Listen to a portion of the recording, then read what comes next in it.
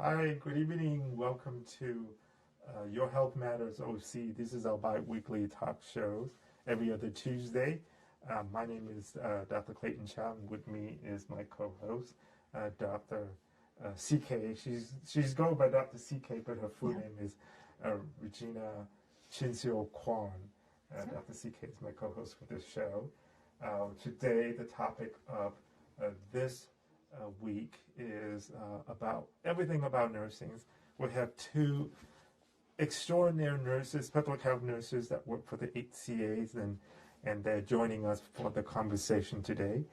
As usual, if you have any questions throughout the show, please send us an email to yourhealthmatters@ochca.com. Again, the email address for you to send in question for any one of us here, especially to our guests, is yourhealthmatters@ochca.com. Just like usual, we're going to start out with a COVID update. Dr. CK? Yes. So unfortunately, COVID cases are up, and our case rate in Orange County went up to 5.5 per 100,000, and we now have a 7-day case average of 269. Our positivity rates have also gone up to 2.7%, which is an increase from last week. And again, these numbers are reflective only of the PCR results that we receive. So all those home tests are not even calculated into this number. So I'm sure the number is much higher. The good news is that our hospitalizations still remain low. Currently, there are 74 hospitalized with COVID, and 12 are in the ICU with COVID. So we'll keep track and follow very closely to see what happens. But at this time, it's really encourage everybody to really think about layering up on protection, especially when they're in indoor areas that have poor ventilation. And when you're going in public places, especially in buses and transportation, so buses, planes, or even if you're just getting a ride with Uber or all those other, there's a lot, Lyft. Wear a mask while you're in that setting because, again, you're just potentially breathing recirculated air and increasing your risk. The current variants that are circulating are much more transmissible than previous variants that we've seen. So if you've been lucky all this time protecting yourself and not getting sick, unfortunately, we're starting to hear more people who've been able to not get sick this entire time who are now falling ill with COVID. And COVID does still have, we still know that there's unknown long-term effects. And even people with mild illness or even no illness at all could still have a significant impact to their health. We are already seeing some long COVID cases that may have not had symptoms in the beginning, but over 2 to 3 months later, they may actually develop symptoms that look like long COVID. In terms of our vaccination rates, we have 2,304,729 individuals here in Orange County that are now fully vaccinated, and 1,280,690 received a booster. We still need a lot of help, though, with getting our young children vaccinated. For those aged 5 to 11, 33% are now fully vaccinated. And for those aged 12 to 17, 67.2% are fully vaccinated. And I remind everybody that we now have vaccines that are available for a second booster. So if you are age 50 or older and it's been over 4 months since your first booster, you now may qualify for a second booster. If you're immunocompromised and you're above the age of 12 and it's been more than 4 months since your first booster, you can actually get a second. And then if you're a J&J recipient, also depending on when you got your first J&J and what you got for your second, you may be eligible for a booster. And I get this question a lot. I was kind of surprised with the question. What do I do if I develop a sore throat, a headache, a runny nose, and I don't have any history of allergies?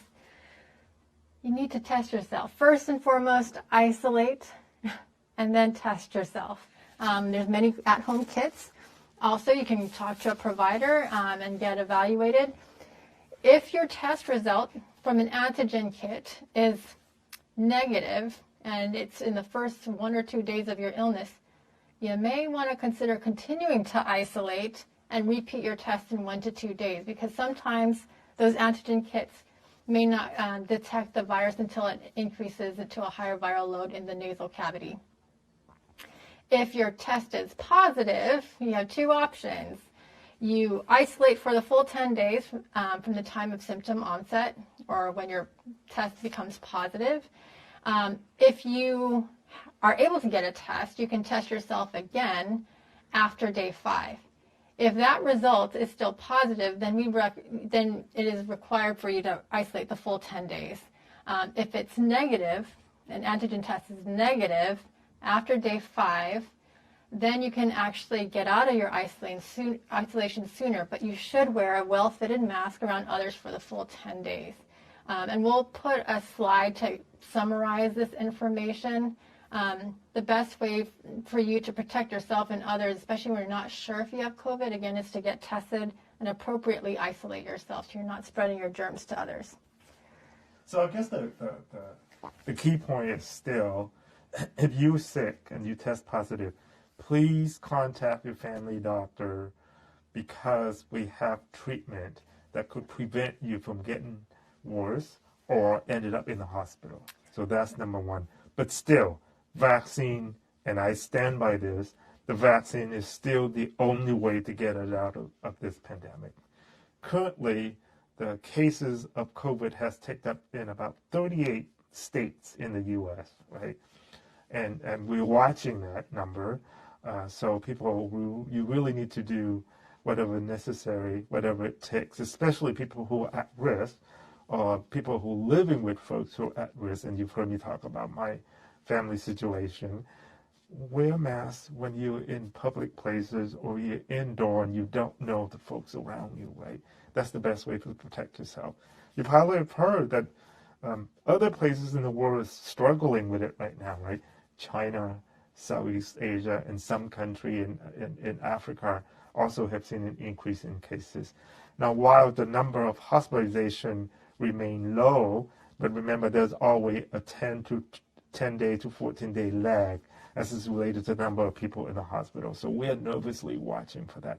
But again, if you're eligible for the vaccine, for the booster, please get it. And then if you're sick, call your primary care physician, get a prescription for those medications to prevent you from going to the hospital. Right.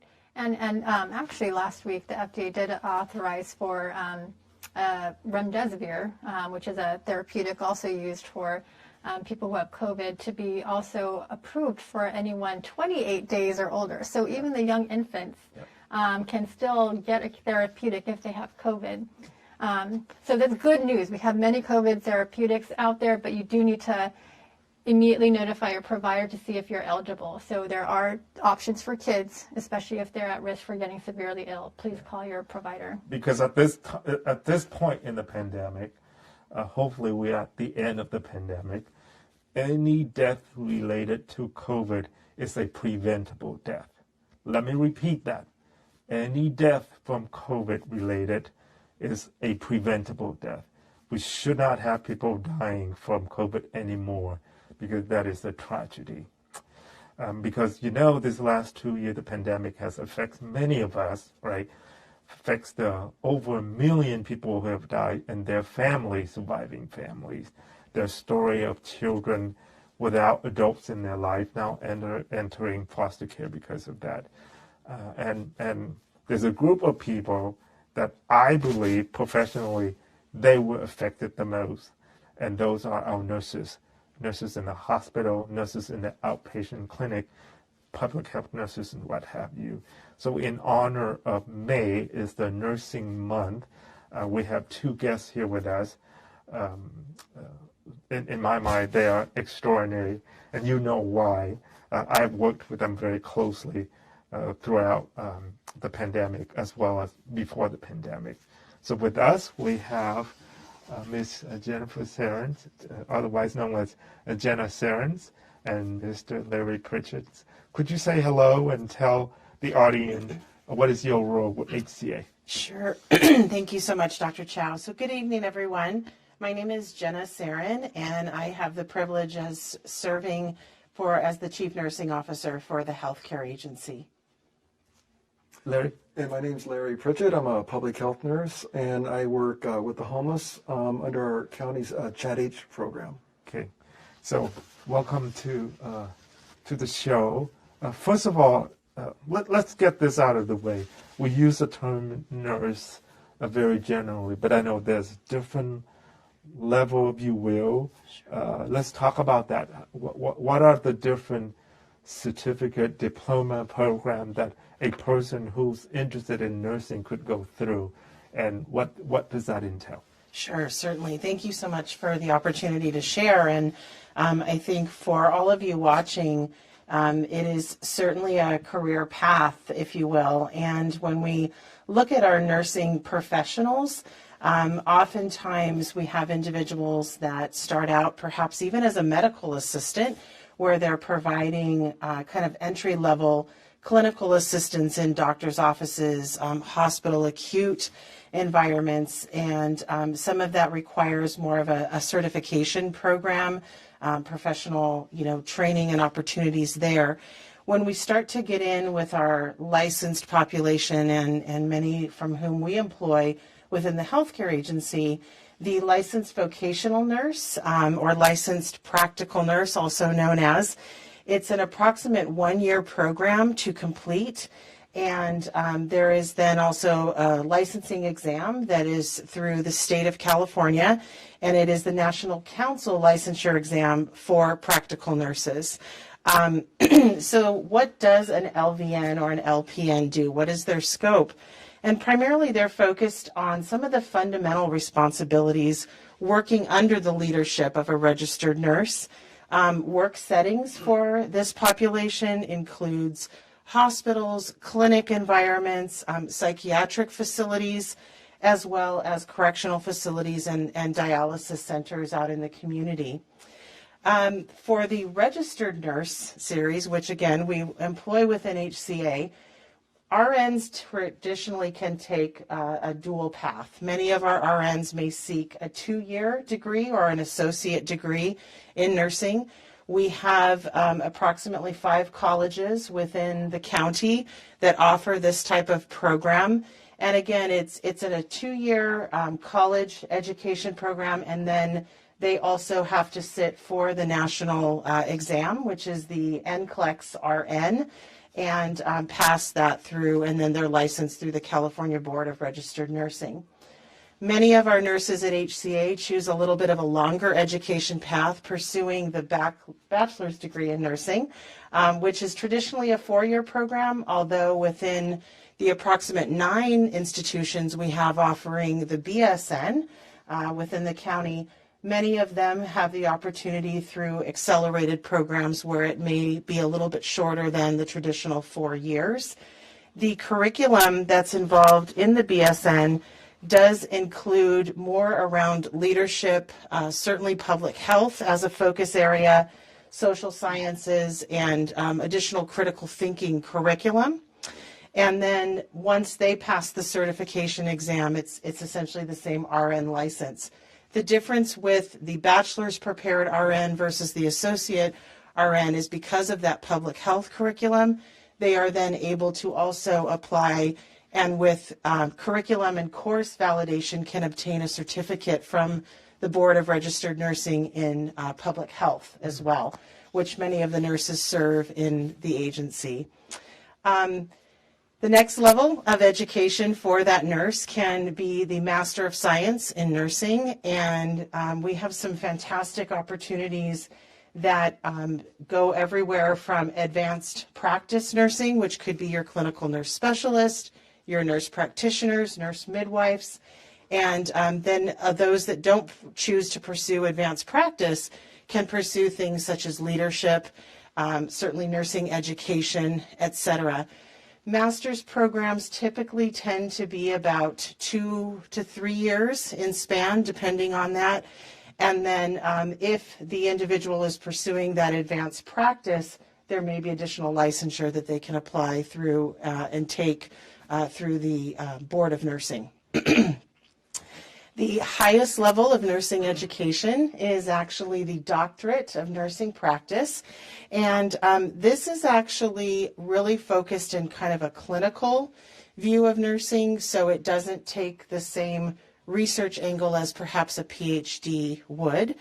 And essentially, The nursing doctorate programs can again be anywhere from 3 years, 4 years. It just depends on the different model of education, and it has become much more of a popular degree. So within the nursing span of education, you can see that it's something that people can continually pursue, professional development academically.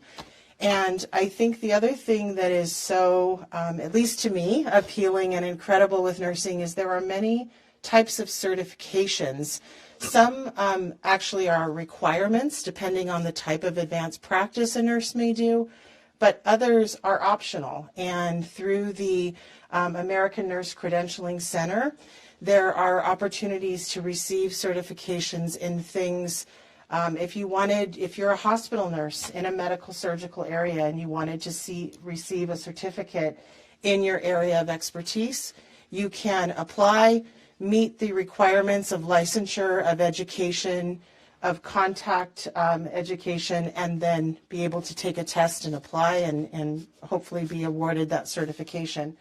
There are certifications in nursing leadership, certainly various certifications for our nurse practitioners and their expertise. So as you can hear, quite the gamut of education nurses can pursue. Yeah. Let's take a brief break from our discussion to view a short video that talks about the role that nurses play. As you described, nurses could be caregivers, healers to friends. This is so many different things, right? There's so many opportunities. And when we come back, we'll talk to Larry about the opportunity in HCA. But truly, nurses are everything. So let's watch this short video. The role of the nurse, I love when people ask me that question. It's like a million different things. I am sometimes the mom of patients. I am their emotional support. You're the hand to hold when things are getting really hard. We're superheroes. You're a friend. You're a therapist.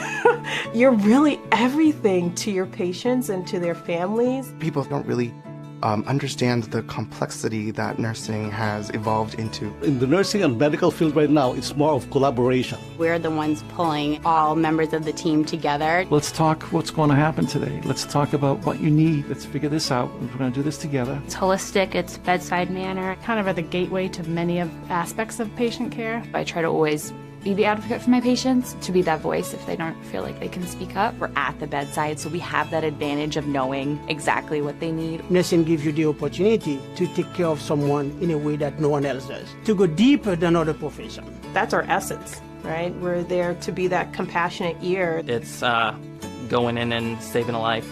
It's incredibly rewarding, satisfying, every superlative I could think of.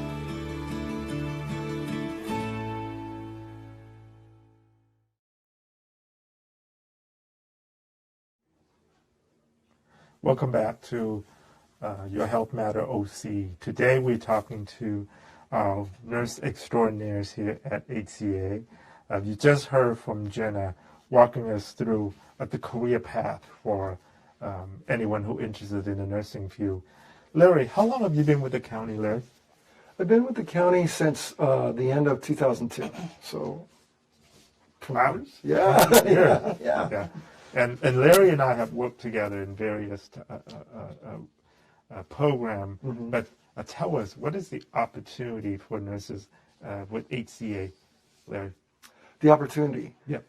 It's an extraordinary opportunity. The thing about working with HCA is instead of like in the hospital where you have a patient as a single person, here our patient is the community. So it's what we can bring to the community and help like the whole population. I think that's an interesting aspect to it. Now, Larry, you currently with CHAT-H. Talk a little bit more about the CHAT-H program. So CHAT-H is a program that I wasn't there at the beginning of CHAT-H. I think Dr. Chow was, but basically some of the nurses that were doing field work noticed that, hey, there's like these homeless people. And a lot of times one of their biggest impediments to being successful is their health. So that's the way I look at it. I don't want anybody's health to prevent them from flourishing, mental health or physical health. So that's something we try to concentrate on, getting people's health back so they can go on with their life. Yeah. So I remember we went to the shelter together. and you guys also, this team, the church nurse team, also go onto the street and provide the care. And Larry and I was involved in the homeless court, the veteran court. Right? You remember those days with Judge Lindley at the community court, where we just you guys provide comprehensive assessment, and more than just doing the typical nursing work. You guys do more. You guys do education. You guys do case management, right? Yes. And I remember back there's some cases. Is there any cases that pop up in your head that you could share? Keeping confidential, of course. Yeah, I have a couple. I mean, we have the whole gamut of cases as far as like medical complications. Most people, basically, their biggest thing is we just need to teach them how to use the medical system, how to use a medical home. But I've had cases where they've had multiple medical problems, and it requires a lot of planning. You have to be organized, and if you're living on the street, that's a challenge. Probably one of the biggest cases I had was somebody that had a very severe hernia that was impeding. I mean, it was very obvious, and it was just too much for him to figure out how to handle that. And it was a learning experience for me, too. I learned how to navigate the medical system with him. But it took a long time, but we eventually got him in to see one of the top surgeons in the county. I remember going with him to his first surgeon, and she said, "Oh, that's that's above my pay grade." So he actually got the really good service from probably, the best surgeon in the county. And then that person that I'm talking about was able to, he had some more surgeries and had some more problems. But just a few weeks ago, he actually got into an apartment. Wow. So, which is great. So I'm really happy about that. Wow. So I think and my sister is a nurse, by the way. She works in the cancer field. And then I have a nephew who's actually graduating this June from UCI School of Nursing. So I got a whole family of nurses. But I think when people think about nurses, don't we just think typically either a nurse in a hospital emergency room or a nurse in a doctor's office, right? But there's more to it to nursing, right? I know you are our very first chief nursing officer for the health agency. Yay. Thank you for taking that role. Talk a bit more about when you educate our youngster now who are going to go into that field, and how would you broaden their mind and talk about the possibility from I would say from the management perspective, because you're involved with not only locally but at the state. So talk about your role a little bit. Sure. I think for me, and I feel that oftentimes when we're guiding future generations and we look at, professional opportunities, I think it is an incredible privilege that, gosh, it's almost 26 years now for me being a nurse, and to have a job and a profession that I love more now than even when I started. I think that's rare when we're choosing what we get to do. And I think that part of it is, to me, it's a twofold track when you're sharing with people. I think you can look at it very objectively, and you can say there are so many opportunities. As you shared, Dr. Chow, hospital nursing is one element, and certainly an important one. Clinical nursing from the truest aspect. But when you think to what Larry said as far as population health and serving a community, really the roads are endless. Within our agency, we have about 454 nurses, different types of nurses working in so many environments, from mental health services and clinical environments, some that are in a bit more of an acute setting. We have nurses working in correctional health and the important work that they do with our inmate populations. As Larry shared, we have nurses that are out in the field, and the difference between a public health nurse and a community health nurse, because sometimes the two get a little muddy, right? And from the public health perspective, it really is looking at the core functions of a public health department around disease control and prevention, and different levels of prevention, primary, secondary, and tertiary, and how do we support those communities. But in the community health setting, it can be everything from, per se, a home health visit. Maybe somebody's been discharged from the hospital and they're just not quite ready to stop that care that they so need. Really important work that I'm incredibly passionate and have spent some of my career in is end-of-life care and looking at palliative care and hospice, supporting patients as an advocate. And I think there's just so many things, nursing research, school nursing, parts of the community that through the entire COVID response were vital and really pulled together to be able to serve the population. And to me, that's the objective piece, which is huge, but the subjective piece is so important as well. And I think for me, it's a true labor of love, whether it's love for the populations that we're serving and wanting a better community for our family and future generations and conveying that to students. But the other love is for the group of healthcare providers and the people that you work with, because it's never about the I to me, it's always about the we and what we can accomplish together. So those would be, if I had to market the profession, as I frequently have the privilege of talking to students, it's sharing both sides of that. The objective opportunities they have and then the subjective feelings that bring a lot of us and keep a lot of us in healthcare professions. Yeah, we'll get some more, but we're going to take another brief minute to acknowledge and thank many of our nurses in our community, especially throughout the pandemic, and the work that they've done, the sacrifice that they have given to the community. And you hear scores of stories of nurses and physicians, of course, but mostly nurses, who have to separate themselves, isolate themselves, living in the garage because they didn't want to expose their family to COVID and some of the extraordinary heroic experiences that these people have been given to the community. So let's watch this next video.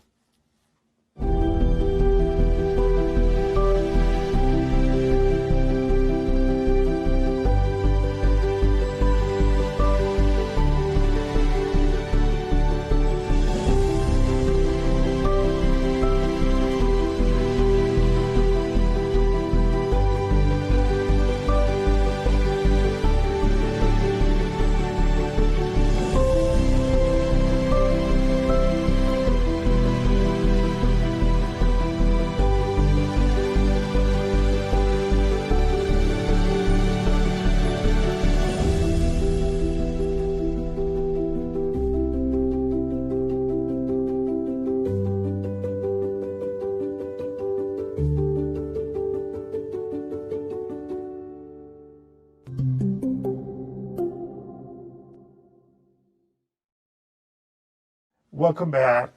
Hi, everyone. If you just tuned in, this is our bi-weekly Your Health Matters OC talk show. Today, the topic is about nursing and the importance of the nursing workforce in our community. If you have any question for our guests today or for any one of us, please send an email to yourhealthmatters@ochca.com. Again, that email address is yourhealthmatters@ochca.com. So CK, as a primary care physician, Jenna earlier talked about the philosophy of the we and the work of the we in providing care for the community. And I don't know if you all know this, but I think when you look at the healthcare system, nurses are actually the single largest healthcare professional in this country. I think with about 3 million nurses or so. But we still have a shortage, right? As you pointed out, there's so many jobs or so many functions that a nurse could perform in providing services for our community. From a primary care physician perspective, what is your thought in terms of the nurses colleague that we work with? I think they really help our patients, because I know as a physician in a busy practice, you really want to care for your patients, but that takes a lot of time, and you want to hear their stories and comfort them when they're going through a procedure. but the nurses are really there for them to help when the physician leaves the room and has to see the next patient. The nurse is there to close all the gaps and help with the coordination of care or answer any other questions. And many times it really gives a lot of comfort to patients who are struggling, who are concerned, who are anxious, maybe fearful, or maybe the patient may be fearful to ask the question that comes to mind to their provider, right?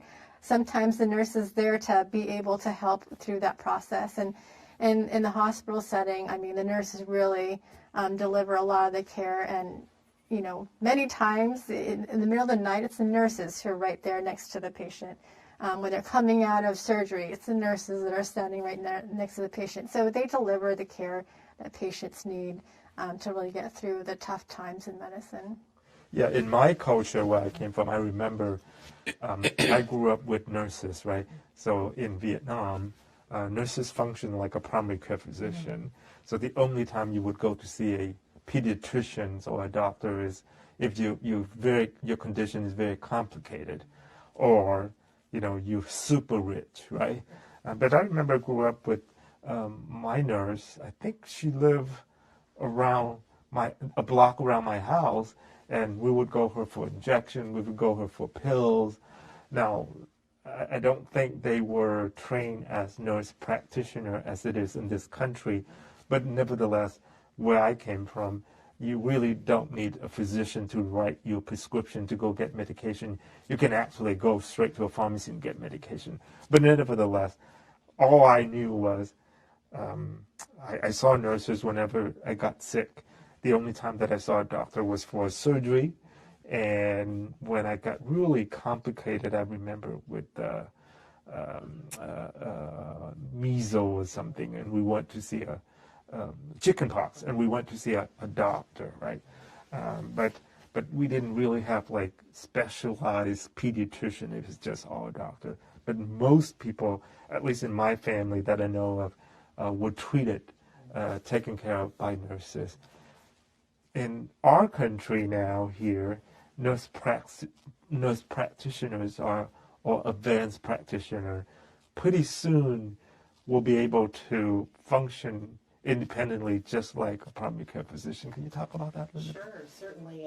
It's an incredible opportunity, and I think certainly speaks to the importance, right, of the science of the profession and the study. And in California, so currently outside of California, we have about 25 different states that already have full practice authority. In California, the passage of Assembly Bill 890, which actually passed in 2020 and became law January 1 of 2021, is currently underway with the Board of Nursing for implementation. And it will actually be required to adopt the regulations January 1 of 2023. Now, interestingly enough, once the law and the regulations are finalized, because there are still some pieces being worked out through the Board of Nursing, individuals that meet the criteria, nurse practitioners that meet the criteria, will be approved and deemed in accordance, with the law. They will be able to essentially practice without physician supervision. And really the way that California is looking at this is there are, through the law, there are two categories of nurse practitioners. So essentially the first group of nurse practitioners that might be already working in a collaborative setting, say a clinic, even one of our public health clinics here, they essentially have to pass a National Nurse Practitioner Board certification exam. They have to hold a certification from an accredited national certifying body, and there are many of them depending on their specialty that they may be serving. And then they have to complete what they're calling a transition of practice, which is about 4,600 hours. There's another element that is currently under discussion, and nothing has been finalized, where there may be another type of supplemental exam, but it's only if that office within the board, et cetera, determines. And I know that's being worked out with the board as well as a number of professional organizations. So that's for the individual that may be already in a group practice setting. For individuals that may wish to work in their own setting, and essentially those that have their own practice, which again, they would not be able to do until January 1 of 2023. They must meet all of the criteria that I explained, but they also have to have practice in good standing for 3 years, and that's outside of the transition of practice. So some of the things that I know are currently being looked at as far as, well, when does the clock start ticking for those 4,600 hours? What are the requirements around that? And those things are all being worked out, and there's additional legislation currently that's looking and adding in some of those pieces as well. Nothing has been formalized. I think it is important to note that within some of the population, especially those that may already or will be looking at having their own practice, the board is looking at potentially reducing that additional 3 years of good standing if the individual has a doctorate of nursing practice. But for us in California, whether you're a master's prepared or a doctorally prepared nurse, once you have achieved that advanced practice status and you meet these criteria, they will be eligible starting in January of 2023. There, excuse me, are a few sites that are exception to that, which actually include correctional settings and state hospitals. So those are the exceptions for now. Well, I think the purpose of this is to ensure that there are access to primary care for us, because we do know that there's a shortage of physicians in this country. Right. And right now, there's a lot of nurse practitioners. I didn't mention this, but I used to work in a group where there's a lot of nurse practitioners delivering direct care to patients. And there's only so many physicians to go around. We really need the help of more providers who can, evaluate patients and see them. And so right now they do practice under the supervision of physicians, but you're correct, in 2023 they will be independent. Yes. Larry, I want to get a little bit personal and ask you about your own experience throughout these 2 years of the pandemic, if you don't mind sharing. Oh, I don't mind. Yeah, we were chugging along doing the Chat H program, helping individuals in the community when this hit, and it totally changed our program. We had to basically cease our operations and concentrate on helping our homeless shelters deal with outbreaks in the shelters and to mitigate the number of cases or whatever. And that included things like giving a lot of advice to the shelters, making sure they get tested. We would physically go out and test the shelters, working with doctors on to come up with policies concerning like how to respond to the outbreak and how to isolate people. We did a lot of work getting people into isolation. We had an isolation and quarantine program. And then fortunately, when the vaccine came along, we were able to shift a little bit and start getting the effort out to vaccinate everybody. But I will say I remember one day in the middle of the pandemic, like sitting down at my desk and early in the morning and not leaving till evening. And I think I only got out of the desk for 5 minutes to go to the bathroom and eat something. So that was hard, but we looked at it. One of our nurses said that she looked at it as if we're fighting a war and you just have to, make some sacrifices. So personally, I don't really feel I made sacrifices, but I know a lot of us did, but it was super rewarding and I think it actually paid off. So you're sort of like a specialist nurse in homeless. There's several questions, but one particular question from Catherine. This is her question. How can we get more nurses out in the streets where the homeless population is to help care for them? Maybe like a pop-up clinic where homeless people live. Yeah, pop-up clinics are a good idea. And you've participated in some of those with us personally. Just getting out there and communicating with people. A lot of people that I work with or that we work with that are homeless, by and large, a lot of mental health problems. And one of the things is establishing trust with them and also giving them good advice, steering them the right direction. Pretty much everybody on the street has a healthcare option. So you could refer to our program and then we'll help steer those people, get them signed up for Medi-Cal or whatever it is they need. Right. So Catherine, thank you for that question. The ChatH nurse function is really respond to those requests. But we know that we have a limited number of nurses available for that program. Yes. There's planning in the work now that pretty soon, hopefully by summer, we will stand up what we call a street medicine clinic program. That's the work, collaboration between CalOptima and the health agency. So we'll, as we come close to the opening day, we will talk to you about that. So thank you for that important question. Before we wrap up and go to the next segment, we're going to view this final video. Let me warn you, get your tissue ready, okay? You will hear from a variety of nurses about the everyday work that they do, which most of us view as heroic. But for these nurses, it's just simply part of their job. So let's watch.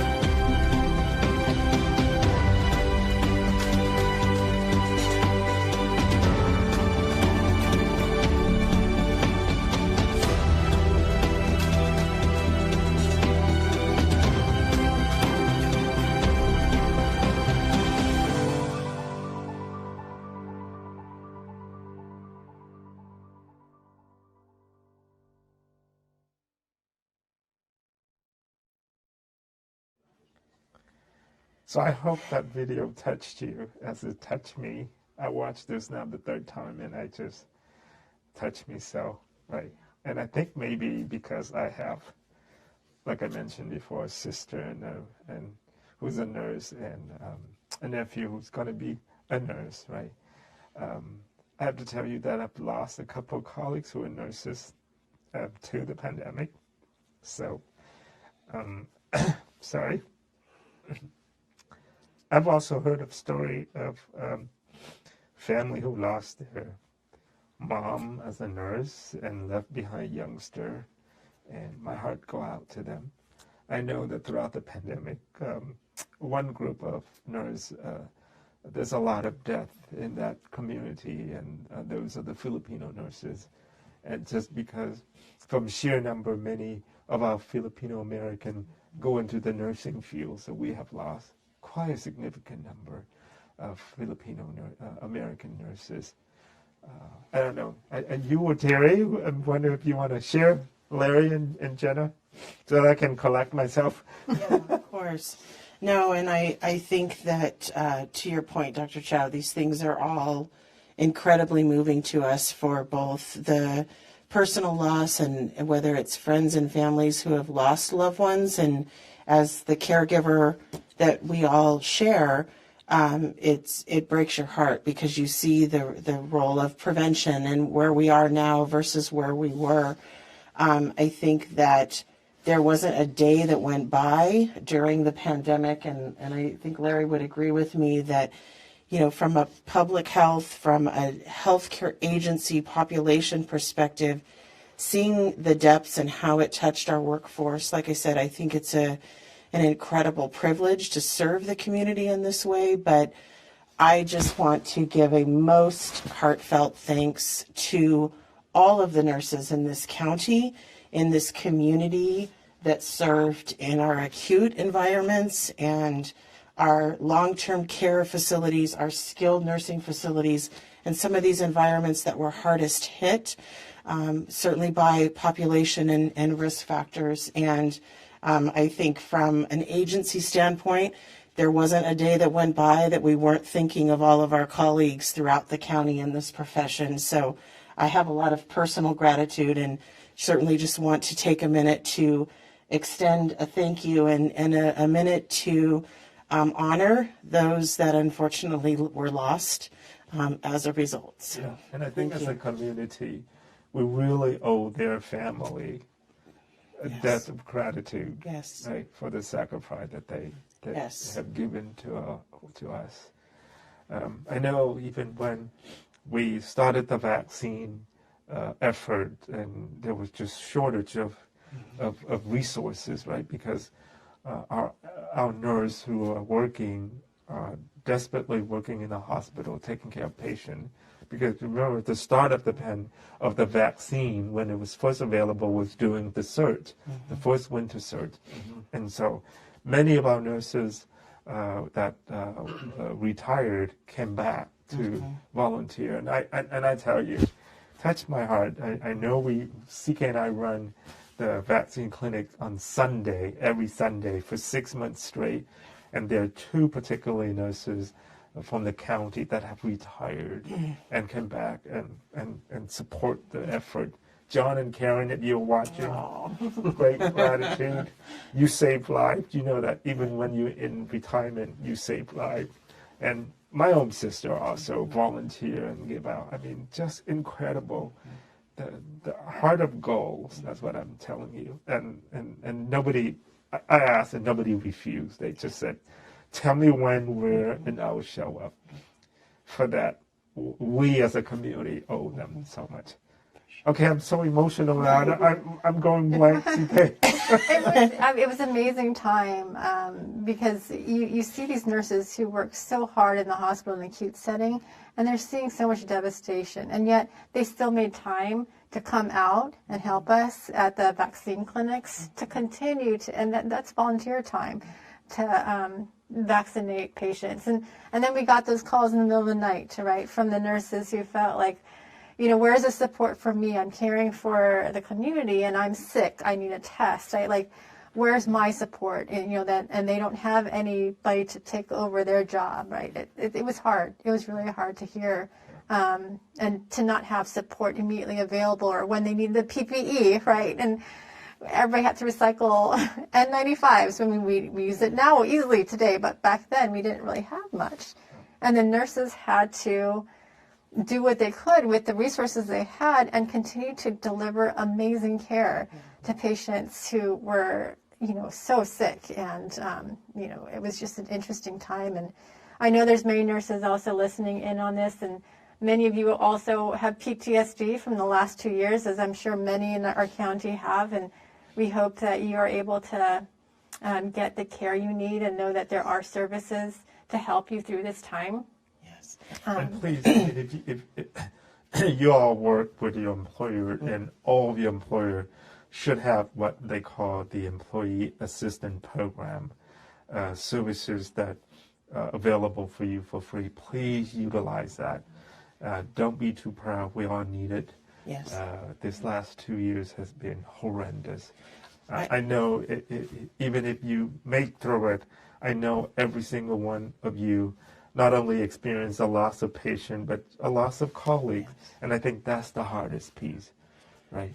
I think the other population and workforce of nurses that has just demonstrated incredible resilience, and as we're talking about our future workforce to carry us through, certainly our nurses that are in the school environment that got our children through these times of challenge, and for our nursing educators that were educating future generations of the profession, and really working in unconventional environments and settings, and with young children being remote and trying to teach, in these environments. I just think it really has demonstrated incredible resilience, and certainly as a parent, and so much to be grateful for to our educators, our nurse educators, as well as our school nurses that really worked, tirelessly in very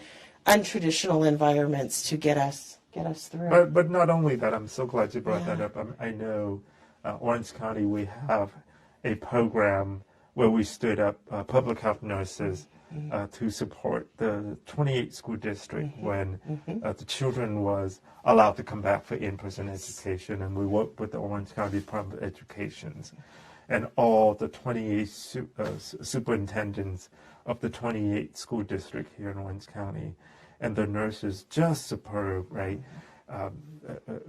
They work so hard, and when we need to build up that school support team to be larger, and we needed nursing staffing to be available on the weekend, after hour, to support the teacher, and we have a large number of school nurses raised their hand and said, "I'll do it. I will work on the weekend," and to do all this. So it's just amazing. It's touched me very, very deeply. Is that no hesitant at all, and people are willing to do that. And I know there are people who are nurses in our public health departments went on for months without a single day off, but they do it, and they continue to do so. I mean, we're in the middle of a pandemic. We're in a crisis, and they did that. I know I went to a gathering in Costa Mesa to honor those who have passed away, and there were just many nurses came and talk about, and very touchingly shared their story. We also have another one that was held in Irvine, and I think that one we have a lot of nurses show up to share their thought about their experience and through the pandemic. And clearly people talk about PTSD, post-traumatic stress disorder, the effect it has on them, like not only patient dying, but colleagues dying. I think that's the hardest piece, hardest piece. So thank you. I want to take this opportunity to thank the two of you, Larry and Jenna, to give your gift of time to come and talk to us and to the audience. I'll give you a minute each to give us your final thought. Larry, would you like to go first? Well, we were talking about nursing careers, and this is a second career for me. And my first career was rewarding, but I never thought I would have this experience to work with people and do what I love. And just every day that I work is a rewarding day, and it's really, I feel really blessed. So thankful for that. Yes, and I just, again, have so much gratitude. I have gratitude to serve the agency and our incredible nursing workforce in this capacity, and really honor the profession and the important work that goes on countywide through also the partnerships that we have with other nurses in acute environments, in clinical environments, school environments, and certainly our academic partners. So as it will be, Nurses Week coming up here, and thankfully the American Nursing Association has chosen a month to honor the profession, I just want to extend a Happy Nurses Week and month to all of you. And again, just my most heartfelt gratitude, and what a privilege it is to serve here alongside you. What is that trivia tidbit that you're going to give us? Oh, yes. So don't forget, all of you should go out and treat yourself to a cupcake on May 12th. It's Florence Nightingale's birthday. So be sure to sing happy birthday to, of course, one of our founding nurses, and honor each other in doing that. So May 12th is the kind of end of the week, and the culmination has always been around her birthday. CK, any words of wisdom from you? Not words of wisdom, just more words of thanks and gratitude to all the nurses. I have many relatives who are in the nursing field. Thank you so much. And all the nurses out there, thank you so much for delivering the amazing care that you deliver, for also being the leaders in your field, because I know that we have many leaders who are nurses in the healthcare industry, and then educators. We're just all grateful that you are here and always there for the patient, and helping us through this horrendous pandemic, and even outside this pandemic, helping us get through all of our community's health conditions or issues. Yeah. So for me, thank you. Deepest gratitude to all of our nurses in this community and community throughout the world for your heroic work throughout this pandemic, your sacrifice. Thanks to your family allowing you to serve the community unconditionally. Thank you so much. I guess I just realized I never thanked my sister. I'm getting emotional now. And thanks to my nephew, for their nursing work. I don't know what to say except for you have given this community a lot. You have given the world a lot. So we would not achieve wellness without your professional work. So thank you. I want to ask you to join us in 2 weeks. Tuesday, I think, is May the 9th. The 16th at May 17th. See, I'm an emotional mess today.